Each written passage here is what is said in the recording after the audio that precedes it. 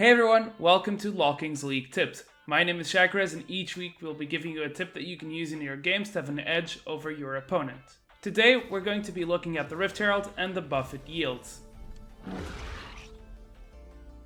For those not aware, recently in patch 6.9, the Rift Herald and its buff were changed. For starters, he's now harder to take down and deals more damage. His spawn time is now only at 6 minutes, but he yields a powerful and long-lasting buff. Glimpse of the Void is a 20-minute buff that grants you two different bonuses. Provided no allies are nearby, you take 5% less damage from enemy champions and generate corruption stacks per second. At 100 stacks, your next basic attack deals bonus magic damage. This damage is half for ranged champions.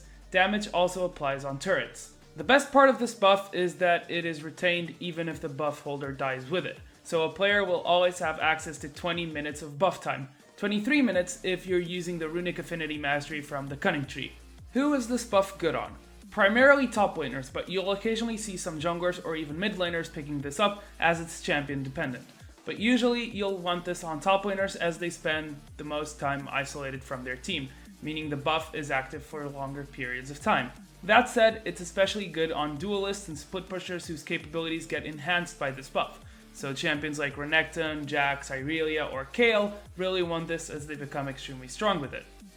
Conversely, denying it can be important as well. If your top laner is an inferior duelist like a tank, getting a buff that reduces damage in a 1v1 is also important.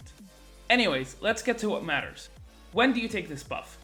So it's quite hard to take it and it requires two champions to do it, but you should look to get it whenever possible.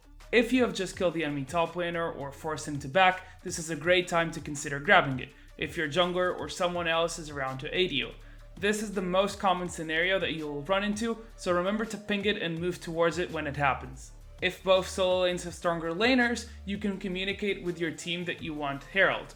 By shoving in, you can move to the river, ward around the objective and start it. If the enemies come to contest, you should probably back off.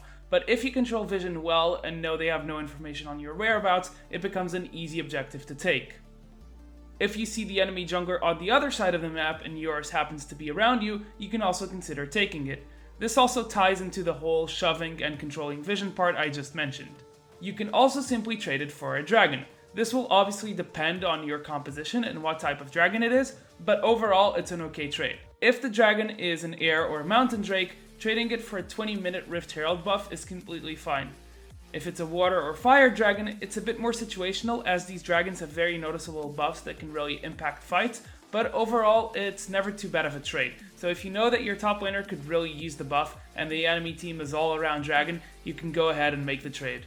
Now obviously this buff rewards split pushing as it only stacks up and gives damage reduction when alone.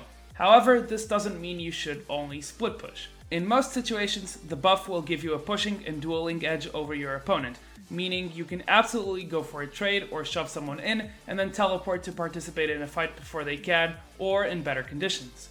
Roaming is also not discouraged, much the contrary. While you won't have damage reduction, you'll still be able to discharge your stacks in skirmishes, so roaming down to bot lane or mid lane for a fight isn't a bad idea at all, as you'll have some extra damage to kill your opponents.